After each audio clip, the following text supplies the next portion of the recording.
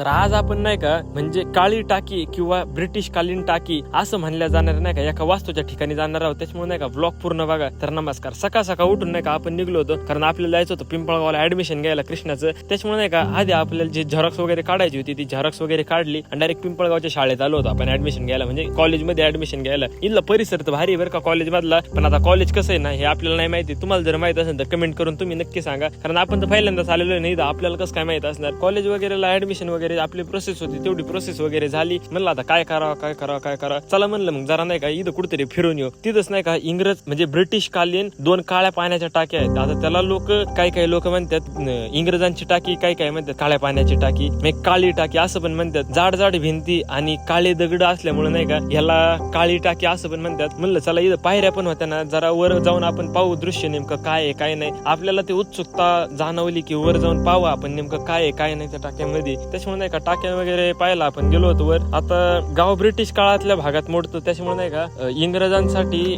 रेल्वेसाठी पाणी किंवा इथं संरक्षणासाठी किंवा इथं विसापूरला जेल पण आहे, त्या जेलसाठी बी पाण्याचा उपयोग या काळ्या पाण्याच्या टाकीतून होऊ शकतो आपल्याला. त्याच्यामुळे आपण म्हणलं जरा आता नाही का लय उचापात्या न करता आता पद्धतशीर खाली वगैरे जाऊन घेऊ, कारण आपल्याला 2-3 फोटो बी काढायचे ते. म्हणून फोटो काढण्यासाठी आपण आलो होतो डायरेक्ट इथं. आणि म्हणलं जरा नाही का जागेची माहिती बी आपल्याला भेटून जाईल. त्याच्यामुळे जरा फिरून वगैरे घेतलं आणि संध्याकाळी डायरेक्ट आपण खेळायला आलो होतो. आता पाऊस किती का चालू असताना पण नाही का खेळणं पण नाही झालं पाहिजे, त्याच्यामुळे नाही का आपण खेळायला चालू केलं होतं एकदम पद्धतशीर मध्ये. आणि खेळताच मध्ये पाऊस बी आला होता. आणि पाऊस आला नाही आला आपल्याला काही फरक नाही पडत त्याच्याविषयी. त्याच्या दादाचा फोन आला, म्हणला मला न्यायला यायला. म्हणलं चला आता ह्याला बी न्यायला जावंच लागत आहे. दादाला न्यायला वगैरे आलो. आता तो म्हणला होता मी तिकडून येतो तू इकडून ये, जाऊ दे म्हणलं आता कसं का असं ना, तू कुठून बी या तुला न्यायला तर आलोय. शेवटी तो बी मान खाली घालून झोपून घेतलं होतं. तो म्हणला मी तर लय दमलोय आता तुम्हाला नेऊन सोड. त्याच्यानंतर